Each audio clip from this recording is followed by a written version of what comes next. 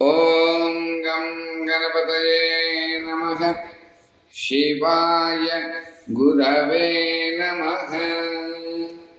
ఓం శ్రీమాత్రే నమః. మనము ఈ గణపతి నవరాత్రి మహోత్సవ సందర్భంగా మహాగణపతి పురాణంలో మనము ఈ 3వ భాగంలో క్రితం రోజున ఆ మహాగణపతి యొక్క 32 రూపములలో విభిన్నమైనటువంటి 20 స్వరూపముల గురించి ఆ మహాగణపతి యొక్క అనుగ్రహం చేత తెలుసుకోగలిగాము అని తెలియజేస్తూ, వినాయకో విఘ్నరాజో ద్వైమాతుర గణాధిపా ఏకదం ఏరంబో లంబోదర గజానన. మనం క్రితం రోజున కూడా తెలియజేశాం. ఆ వినాయకుడు విఘ్నరాజు, ద్వైమాతురుడు, గణాధిపతి, ఏకదంతుడు, హేరంబుడు, లంబోదరుడు, గజాననుడు అని అనేకమైనటువంటి నామములతో వివిధ రూపములలో వివిధ ఆకారములలో ఆ విఘ్నరాజుని పూజించడం విశేషంగా పురాణాలు, నాట్యశాస్త్ర గ్రంథాలు, తాంత్రిక గ్రంథాలు మనకు 32 రూపములు అని ఉన్నట్లుగా పేర్కొనడం జరిగింది. అలాగే ముద్దుల పురాణంలో కూడా, గణేష పురాణంలో కూడా ఆ గణపతి భగవానుడికి 32 రూపములు ఉన్నాయి, నామాలు ఉన్నాయి అని కూడా తెలియజేయబడి ఉన్నది. దానిలో భాగంగా మనం క్రితం రోజున వివిధమైనటువంటి రూపముల్లో ఉండేటువంటి ఆ మహాగణపతి యొక్క స్వరూపాన్ని 20 రూపముల గురించి తెలుసుకున్నాం. ఈ రోజున ఏకవంశతి అంటే 21 రూపమైనటువంటి స్వరూపమైనటువంటి హరిద్రా గణపతి గురించి తెలుసుకుంటున్నాం. హరిద్రాభం చతుర్బాహుం హరిద్రావదనం ప్రభుం పాశాంకుశధరం దేవం మోదకం దంతమేవ చ భక్తాభయ ప్రదాతారం వందే విఘ్న వినాశనం. ఈ హరిద్రా గణపతిని ఎవరైతే ధ్యానిస్తారో అటువంటి వారికి ఆ హరిద్రా గణపతి సర్వజ్ఞానులుగా చేస్తారు. జ్ఞానం మెండుగా కలుగుతుంది. ఈ హరిద్రా గణపతి యొక్క ధ్యాన శ్లోకాన్ని మననం చేయడం వల్ల 22వదైనటువంటి ఏకదంత గణపతి అగజానన పద్మార్కం గజాననం అహర్నిశం అనేకదం తం భక్తానాం ఏకదంతముపాస్మహే. ఈ ఏకదంత గణపతి యొక్క స్తోత్ర పఠన ఫలితంగా మానవులకు ఉండేటువంటి భయములన్నీ కూడా దూరం అవుతాయి.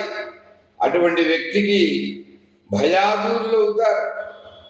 23వదైనటువంటి సృష్టి గణపతి ప్రాతర్నమామి చతురానన వంద్యమాన ఇచ్ఛానుకూల వకిలంజపరం దళానం తం తుండిలంగ్ జనసనాధిపయజ్ఞ సూత్రం పుత్రం విలాసచతురం శివయో శివాయ. ఈ సృష్టి గణపతిని రోజుకు ఎవరైనా 3 సార్లైనా కనుక ధ్యానం చేస్తే వారు ప్రారంభించినటువంటి సృష్టి కార్యములన్నీ కూడా నిరాటంకంగా, నిర్విఘ్నంగా, ఎటువంటి అడ్డంకులు లేకుండా కూడా నెరవేరుతాయి అని చెప్పబడింది. ఇక 24వదైనటువంటి ఉద్దండ గణపతి ప్రాతస్మరామి గణనాథమనాథ బంధుం సింధూరపూర పరిశోభిత గండయుగ్మం ఉద్దండ విఘ్న పరిగండన చండదండ మా కండలాదిశురనాయక బృందవంద్యం.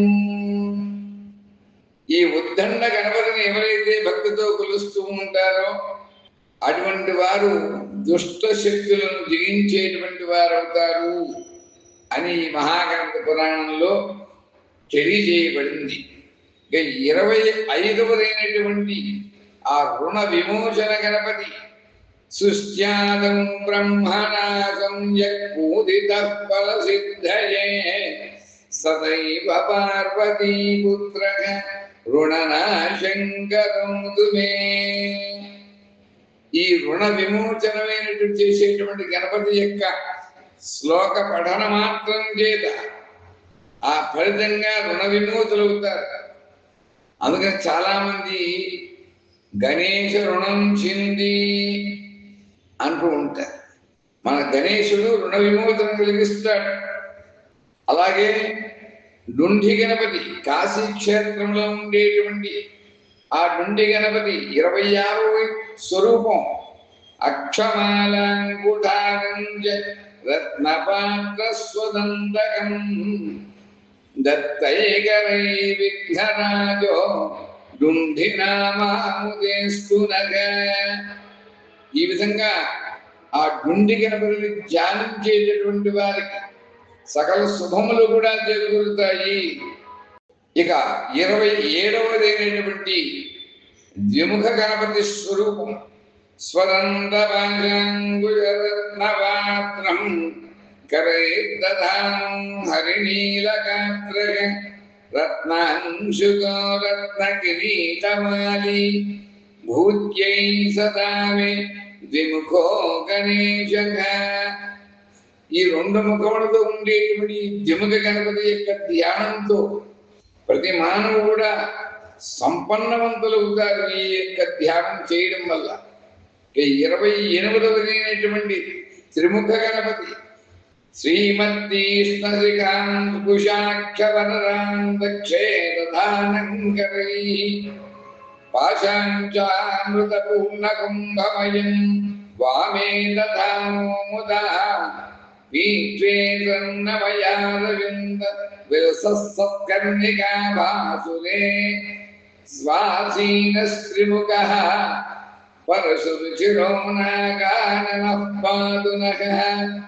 ఈ త్రిముఖ గణపతి యొక్క ధ్యానం చేసినట్లయితే ఆ యొక్క అనుగ్రహం చేత అత్యంతమైనటువంటి సంపన్నవంతులవుతారు అని ఈ గణపతి మహాపురాణంలో తెలియజేయబడింది. 29వ స్వరూపమైనటువంటి ఈ సింహ గణపతి నతేతరాతి భీకరం నవోదితాంకభాస్వరం నమస్సురాది నిజ్జరం నదాధికాపదుద్ధరం సురేశ్వరం నిధీశ్వరం గజేశ్వరం గణేశ్వరం మహేశ్వరం తమాశ్రయే పరాత్పరం నిరంతరం. తొండముతో పాడు సింహం యొక్క ముఖం కలిగిన వాడు కనుక ఈయనని సింహ గణపతి అంటారు. ఈయన ఎలా ఉంటాడంటే 8 చేతులతో పుష్పములు, అభయముద్ర, రత్నపాత్ర, చక్రము, వరముద్ర, కల్పలత, వీణ, తామర పువ్వులను ధరించి ఉంటాడు ఈ స్వామి. ఈయన యొక్క వర్ణము తెలుగు వర్ణము. ఈ సింహ గణపతి యొక్క ధ్యానం వల్ల మిక్కిలి సాహసవంతులు అవుతారు, ధైర్యవంతులు అవుతారు. భయములన్నీ కూడా దూరం అయిపోతాయి. 30వ స్వరూపమైనటువంటి యోగ గణపతి గురించి తెలుసుకుంటున్నా. ఇప్పుడు బ్రహ్మ జ్ఞానానికి, యోగ తత్వానికి చిహ్నమైనటువంటి ఈ గణపతి పెద్ద కిరీటాన్ని ధరించి 4 చేతులలో యోగదండాన్ని, జపమాలను, పాశువును, ఇక్షుగండము అంటే చెరుకుగడను కలిగి జపముద్రలో ఉంటాడు ఈ స్వామి. రక్తవర్ణుడై ఉంటాడు.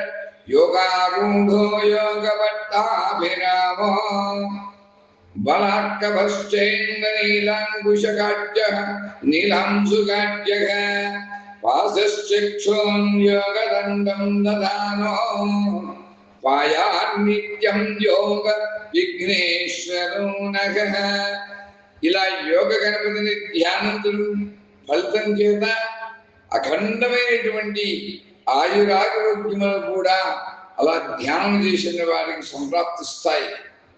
ఇక దుర్గా గణపతి 31వ స్వరూపమైనటువంటి ఆ దుర్గా గణపతి ప్రాచ్యాంగేయంబశ్చాగ్నేయామగ్నితేజసః యాం యాం లంబోదరం రక్షే నైరుత్యం పార్వతీసుతః ప్రతీక్షాం వక్రతుండస్తు వాయవ్యాం వరద ప్రభు ఉదీక్షాం గణపపాదు ఈశాన్యాం ఈశాందనక.